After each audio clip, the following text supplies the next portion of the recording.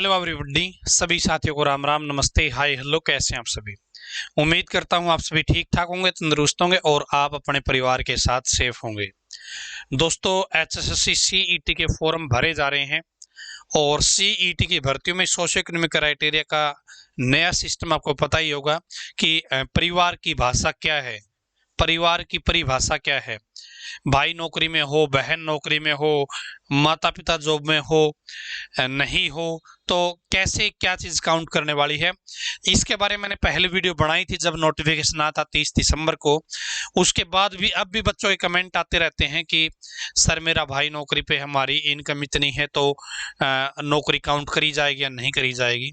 तो यदि आप जानना चाहते हैं कि सीईटी में परिवार की परिभाषा क्या है, तो आप इस वीडियो को लास्ट तक देखते रहिए।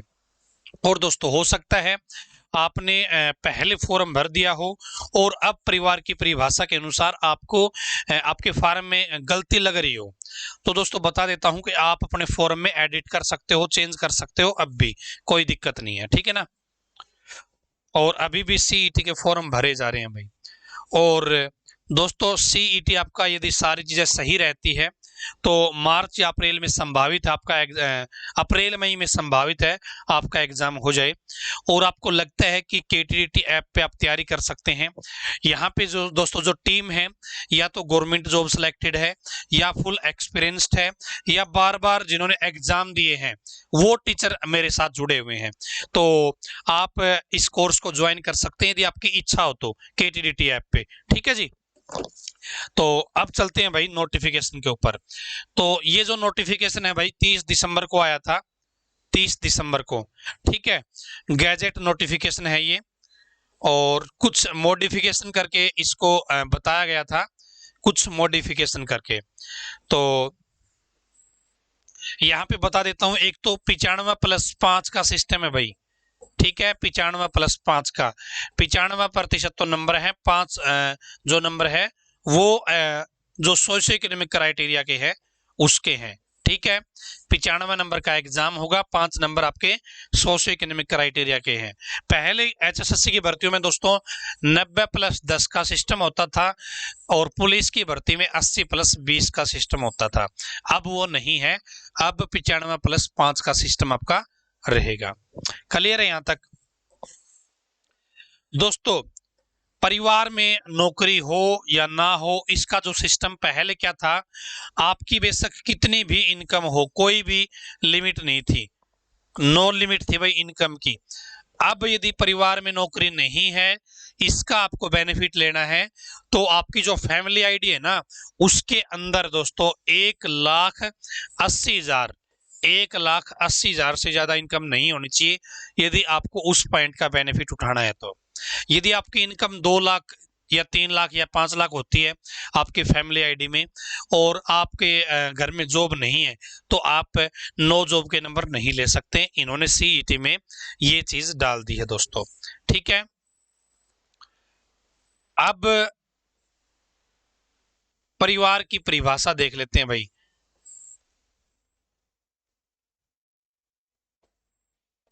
परिवार की परिभाषा, तो जो भी चीज देखी जाएगी सबसे पहले तो भाई फैमिली आईडी से देखी जाएगी। जो भी चीज देखी जाएगी वो फैमिली आईडी से देखी जाएगी। इनकम देखी जाएगी वो आपकी फैमिली आईडी से होगी, ठीक है। और यदि पुरुष उम्मीदवार से अभिप्राय है, यदि आप मेल कैंडिडेट हैं तो मेल कैंडिडेट में कौन कौन काउंट होगा? आप खुद काउंट होंगे कैंडिडेट, उसका पिता, उसकी माता, उसकी पत्नी और उसका भाई अविवाहित है तो, और उसके पुत्र। यदि आप मेल कैंडिडेट हैं तो आप खुद काउंट करे जाओगे, आपके पापा को देखा जाएगा, आपकी मम्मी को देखा जाएगा, आपकी पत्नी को देखा जाएगा, और यदि आपका कोई भाई अविवाहित है तो भी उसको काउंट किया जाएगा, यदि वो नौकरी में है या नहीं है उसकी भी नौकरी देखी जाएगी, और पुत्र, ठीक है। ये चीज आपकी देखी जाएगी। यहां पे एक चीज देखिए दोस्तों, पुत्री वर्ण नहीं है। क्या है? पुत्री वर्ण नहीं है, ये चीज आप ध्यान दीजिएगा। ना ही दोस्तों यहां पे सिस्टर वर्ड है। क्या है? सिस्टर वर्ड है। इस चीज का आप ध्यान दीजिएगा, ठीक है। उसके बाद में यदि अविवाहित महिला है, फॉर्म भरने वाली अविवाहित महिला है, तो वो खुद की जॉब देखेगी, उसके पिता की जॉब देखेगी, उसकी माता की जॉब देखेगी, और उसका अविवाहित भाई है तो उसकी जॉब भी देखेगी, जॉब है या नहीं है, यदि अविवाहित महिला है तो। ठीक है भाई, यहां तक हो गया ये मैटर अविवाहित महिला के। ये खुद, उसके पिता, उसकी माता और उसका भाई यदि अविवाहित है तो, ठीक है, तो वो काउंट किया जाएगा। उसके बाद में विवाहित महिला के लिए क्या क्या काउंट करा जाएगा? खुद कैंडिडेट काउंट होगा, उसका पति काउंट होगा, उसका ससुर, उसकी सास और अविवाहित देवर, जेठ तथा पुत्र। ठीक है भाई, यानी कि भाई अविवाहित है तो उसका देवर भी काउंट किया जाएगा, ठीक है, उसका जेठ भी काउंट किया जाएगा यदि अविवाहित है तो। विवाह होने के बाद उसका मैटर भी खत्म हो जाएगा दोस्तों। ठीक है, तो समझ गए यहाँ पे। उसके बाद में तलाकशुदा महिला है, तलाकशुदा महिला है तो खुद काउंट की जाएगी, उसके पिता काउंट की जाएंगे, उसके माता काउंट की जाएगी, उसका अविवाहित भाई काउंट किया जाएगा और उसका पुत्र काउंट किया जाएगा। ठीक है, यदि तलाकशुदा महिला है तो भाई यहाँ पे क्या है, 5 नंबर इस चीज के मिलते हैं, किसके? 5 नंबर इन चीजों के मिलते हैं यदि परिवार में नौकरी नहीं है तो परिवार की परिभाषा ही मैं इस वीडियो में समझाना चाहता था।